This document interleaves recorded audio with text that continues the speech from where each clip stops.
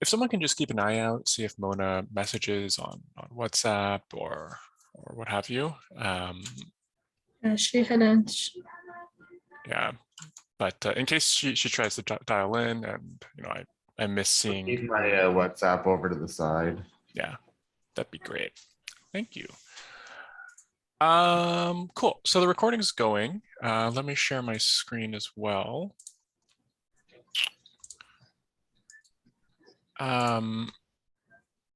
Have you guys had a chance to look at the assignment yet, or is this kind of new? I've just kind of looked at it. Mm-hmm. I won't lie. No worries. And Amina, I think because you missed class on Friday as well. I hope your kid's okay as well. Yeah, I finished the assignment. Okay, nice. Right on. Cool. So I guess I have. The only thing is, like, go ahead. In my codes, so I'm not sure if I'm like it's correct to do that, but it's like in many questions, so it's like the most part of the code is repetitive. I'm just changing the last part. Yep. Yeah, I think that's okay, right? Yeah, I mean, mine is the same as well. The only thing that I would caution doing is just straight copy and pasting. Just because I think, at least in my opinion, there is benefit from the repetitive action of just typing out, like, this is how I do an array, this is how I initialize an array, and all of that. It's just for practice, but that's the only thing that I would encourage people to do. You mean like for each code, use a different code? No, so like, like, for all of these, you're initializing, you're creating a variable, and then you create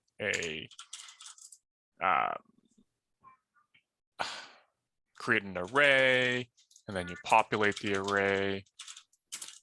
I made sure to type out sort of each of these for each question, instead of just being like, all right, this is question 1, and then copying all of this for question 2, then doing it again for question 3, etc., etc. Oh yeah, like I don't know if you do the same, but for me, I just use the same document for the assignment, and I just like copy the code under the question. Like under question 1, I copy my code for the first question, and then under question 2, I copy the other code. Yeah, what I mean is, I think he's referring to more so just not copying, so that you're just practicing typing out create variable and then like using your semicolon, stuff like that, right? Exactly. Yeah. Yeah. Okay. Versus what I was doing at first, which was this is the same block I need. I'm going to copy and paste it and modify it, which it's true. Like I did find it got a lot better once I started typing stuff out more. Yeah, it just builds good habits. I think Amin is probably doing that anyway, though. It sounds like. So I guess before we dive into the questions themselves, then, were there any, like, is there any confusion? I have a couple more like technical topics here. Was anyone ever confused at all about the various aspects of sort of arrays and how they work? Because I know that it's not something that we run into normally. Yeah, I think I'm gonna have to watch some videos for some more clarification, because like I understand when you did the house concept and stuff, but how to access or input or pull from those types of things, and when they get bigger, I think that's the part that I'm like, I just can't see how that'll work, I guess. I mean, if you think about it, it's basically a set of value pairs, right? So like an array is essentially, a bunch of values. So say A. I don't like how Visual Studio just like autofills so much stuff. Yeah.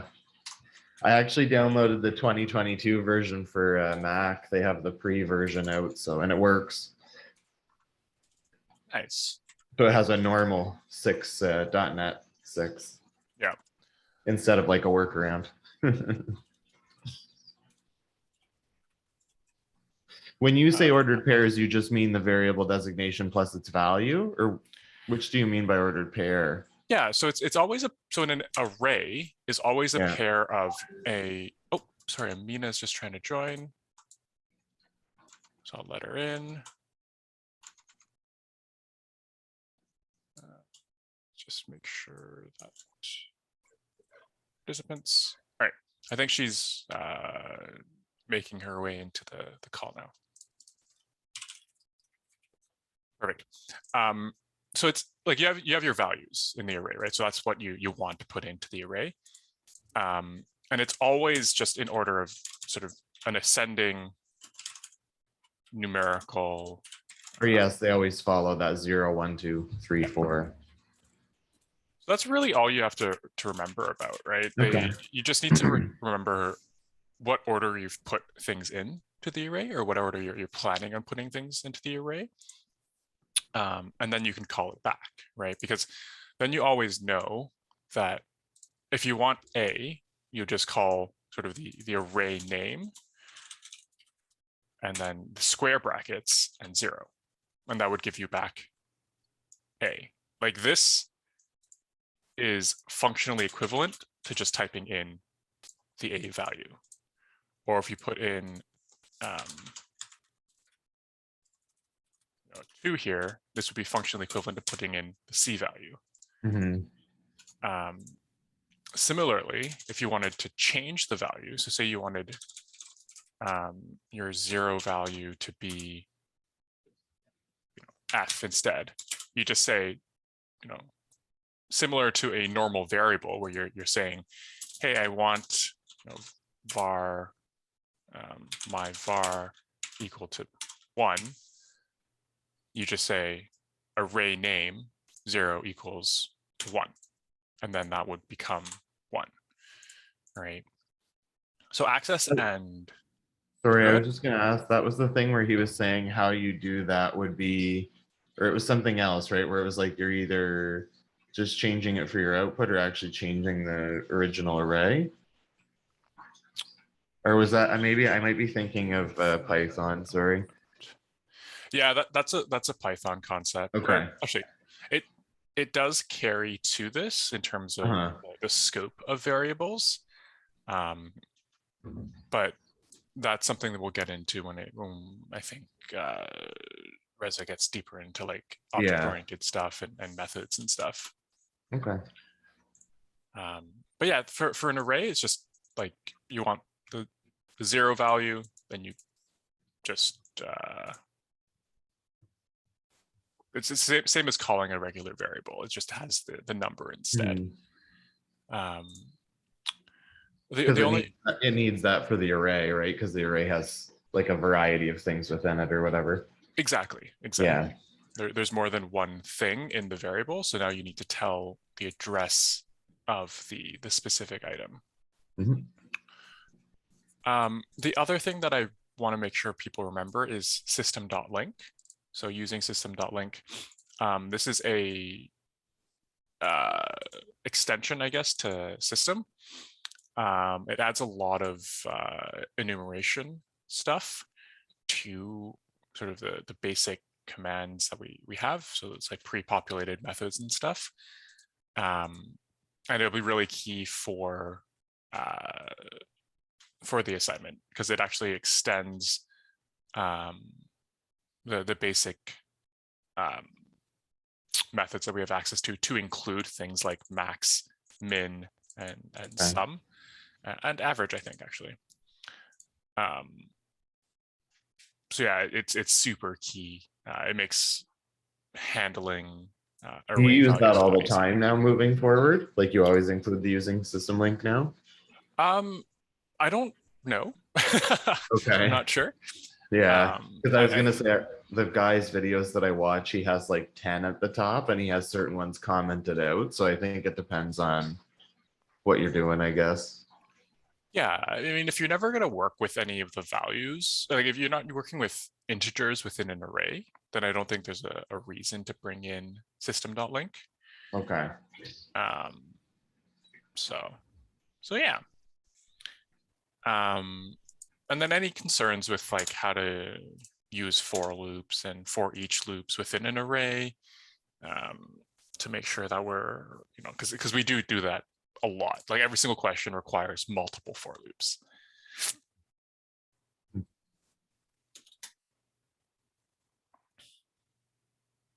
I was having issues even in the last one with ordering where like my do while is in terms of within the primary or the main method's call compared to the calling of the other method.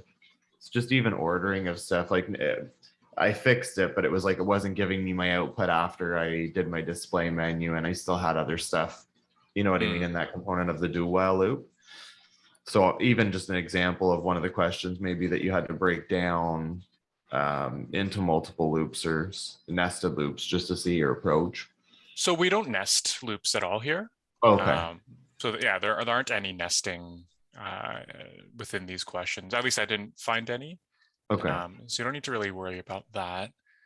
And we don't, or you don't have to split these into separate methods either.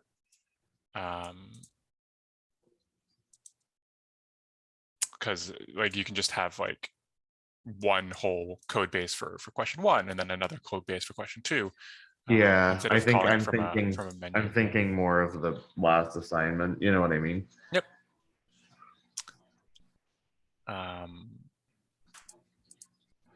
So I guess comfortable, at least for now, using for loops, because we'll be using those a lot. So not even do while loops, but like the syntax here is for int I equals 0, I is less than n. Why is it native? Number a Autofill. and then I plus plus, right? Like this is the syntax that we want to be following for these. And then the for each is for each int I, or depending on whether it's an integer or a string or whatever, in my array.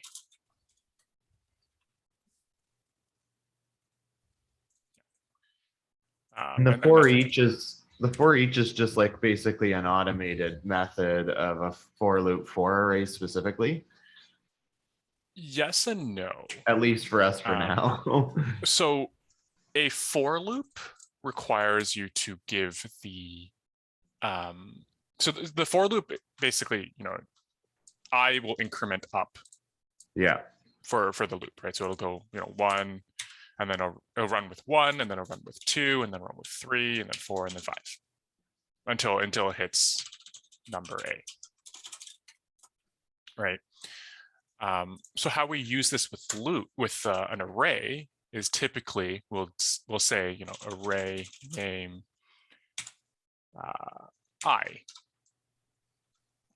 and then we'll do stuff with this, right? And then through here, if you recall back to this, we're basically saying, all right, with array of with the address of 0, I want to do a bunch of stuff, and then I'll repeat that with the address of 1, and then I'll repeat that with the address of 2, et cetera, et cetera. Whereas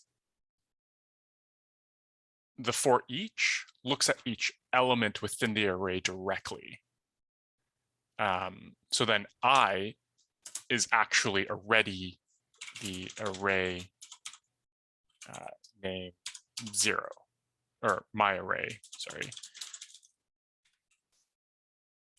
And then it'll do stuff. And it's a small but very key difference between the two. Because one is using, one you have to specify the array address, and one is giving you the value already. Sorry, the value of the element already.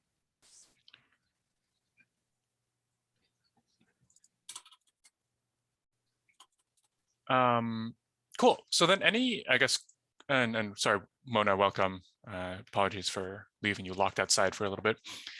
Thank you. Sorry for delay. It's all good. Did you have any questions in terms of sort of the theory? No, all is clear. Okay, perfect. Thank you. So any questions on the assignment then?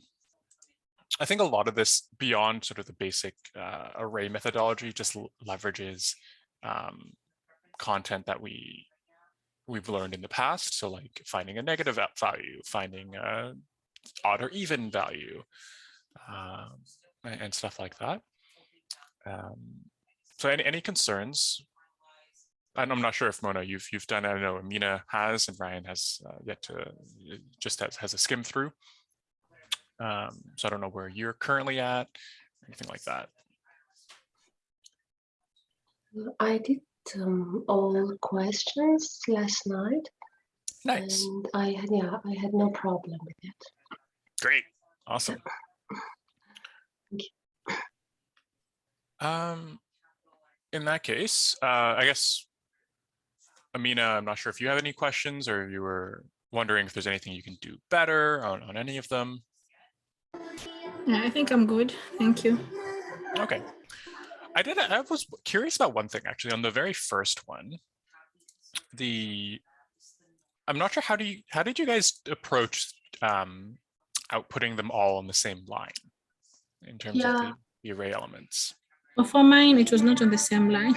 I don't know. No, I did it in the same line. Okay. I thought up two ways to do it. I'm curious which one you came up with. Let me check my code. I don't remember because I had class at 8:30. Oh, no. I'm a little bit sleepy right now. Okay, let me open my file. In first line.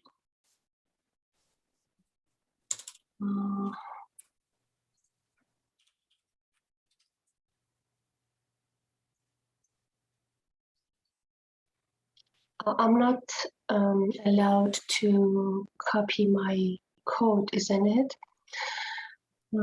I guess which approach did you do? Did you use like a join process and join it into a string? Or do you no, anything, no, nothing. I prefer to copy just this line. Yep. It's much easier than, yeah, with this line, I could write it in one line.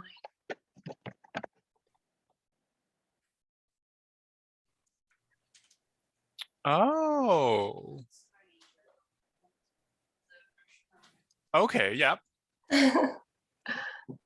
Yeah, I think that's one of the methods that I thought up. So for folks' reference, I assume sort of the final list is each value in the array, and then you had like a for each I in exactly. array. It's in for each string final list. The first question I meant. Yeah. And then this would output sort of the 10, 20, 30, 40, 50, 60, all in one. All in one sort of chunk. In one line. And then I guess before you must have had like a console.write elements in the array are. And then this would, since this is a write and not a write line for everyone else's reference, there isn't a line break afterwards, which means this gets glued on right after. Nice. Yeah, this is the first method that I came up with as well. Amina and what is the final list? So final list would be the. Oh, go ahead. Yeah. No, you go. My assumption is final list is would actually be. It can each element of the array. Yeah, yes. It can be int A in array or B or final list. I call it final list. Okay. And so you have to add those quotation marks and the plus plus, right? Yeah. Okay. There's different ways of writing it. So we can use string interpolation as well with array values. So if we recall, the $sign where you have dollar and then final list, this would also work pretty much the same way. Okay. I'm used to with the string interpolation one. Yeah. I just get confused with the other one. I don't know why. I do as well. I have a similar struggle. I did my the first question by do while. Is it okay, or should I change it to for? I was staying with for loops because it does call out for specifically. Yeah. We use do we use the same for number 3, right? Same for number 3. Yes. Okay. Yeah, we have a very similar. Oh yeah, in order to print the elements, I use the same process throughout. Okay.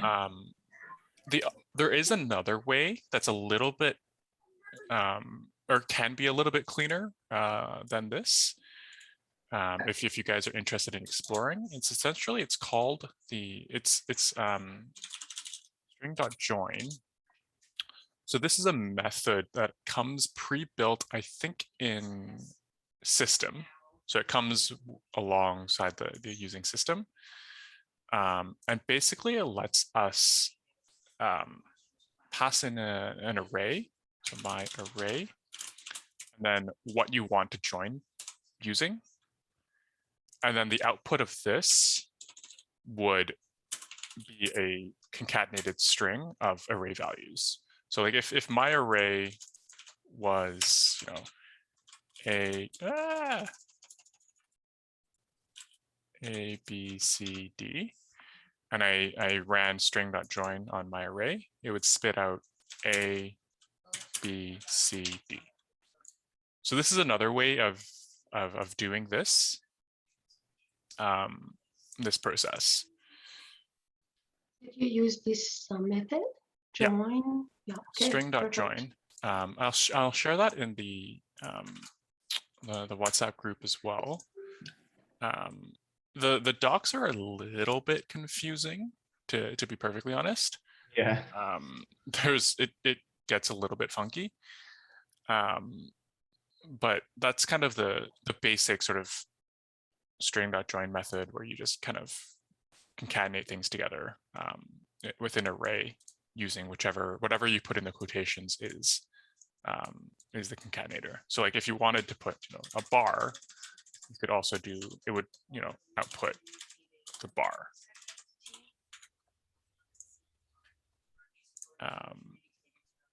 So that's just a different way of approaching sort of concatenating array values together that I found.